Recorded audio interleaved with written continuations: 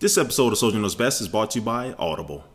Hey, what's up guys, Soldier Knows Best here. This is my review of the brand new iPad. I'm going to cover everything from the design, the hardware, the cameras, the software, what is in this new iPad, and also what is missing from it. Then I'm going to give you my overall opinion about this new tablet. But first, I'm going to talk about the design and the hardware. Now, at first glance, you will not be able to tell whether this is the iPad 2 or the brand new iPad. The design is practically the same. There's very, very minor differences there. But the new iPad does weigh a little bit more, but it's not going to affect your experience at all. But when you hit that power button, you will notice the big difference in this new iPad, and that is the new Retina display. It still is 9.7 inches, but it has a resolution now that's bumped up to 2048 by 1536. It's boasting 3.1 million pixels. So what you're going to get with this new display? Well, basically everything is going to look better. Now, Apple really boasts that the text, it looks very sharp and clear, which I can say that is true. So you're all going to be reading books, reading textbooks, or reading newspapers, anything like that on there. It will enhance your experience as far as that. And just the colors overall are better. The color saturation is better. And just when you put pictures and video on this thing, things just look very, very accurate compared to the iPad 2, which I had no problem with.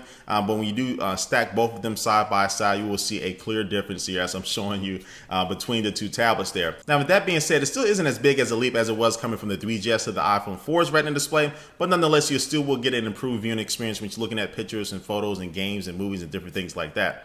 Now, so for what's going on the inside of this new iPad, you will find that the RAM is upgraded from 512 megabytes to a full 1 gigabyte of RAM. And also, the big new thing is that it does now feature the dual-core A5X processor that's capable of quad-core graphics. So what this means is that in my test, the day-to-day use of the iPad as far as normal things, sliding through your home screens, opening up applications, multitasking, different things like that, you will not see a difference with this new processor. But what it does is it still keeps the same performance on pace with the iPad 2, which wasn't bad at all. But it still is now sporting this brand new Retina display, which definitely takes a lot more juice and power, and also does provide for better gaming and better graphics. Now, jumping over to battery life, Apple claims you'll still be able to get about 10 hours of normal use, and if you're going to be using 4G LTE, that will drop down to about 9 hours. And in my test for the past week or so, I would say that those battery claims are pretty accurate. Now, I also must let you know that some users are reporting that in the bottom left-hand corner of their new iPads, it's warming up more than normal. And this is more than likely due to the battery. And I did experience this, but it never got too hot to the touch, nothing like that. It was just kind of weird that this one part of the iPad is warmer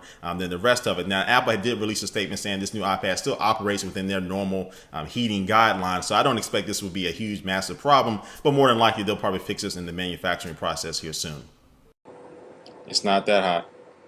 And now let's go to move on to the camera. Starting with the front-facing camera, it's nothing new there at all. Apple didn't update anything, even though they should. It still is just a VGA camera. But the rear-facing camera did get an update. It is now a 5-megapixel camera that's capable of recording in 1080p HD video at 30 frames per second. It still does have tap to focus and also does have autofocus, and it does have face detection if you're going to be taking still pictures. And now it does have an aperture at f2.4, which will help in low-light situations. So right now, let me go ahead and shut up and show you some pictures and some videos so you can go ahead and be a judge for yourself.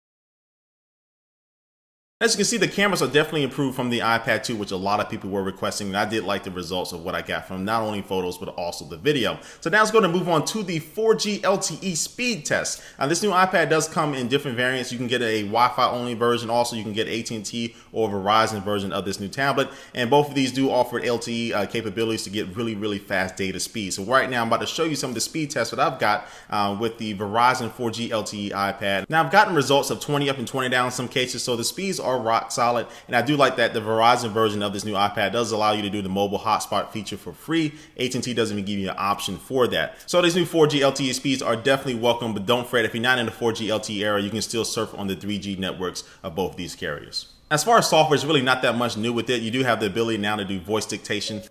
This is a tale of Captain Jack Sparrow, period. So meaning there's a little microphone, your keyboard, you press that and go ahead and talk. It'll go ahead and type that into the iMessage and the email. Nothing totally brand new with that. But I do like the new feature to be able to do wireless 1080p AirPlay to one of the new 3rd generation Apple TVs. Meaning if I'm watching a 1080p video on my iPad, I can send that to my TV in my living room just by pressing a couple of buttons, and it still remains that same type of high quality as if you were watching it on your iPad. And so it's very close to Blu-ray, just not there yet, but it's still pretty impressive that I can still work on my iPad, surf the web, and do different things like that, and it's still pumping out that video to my TV set.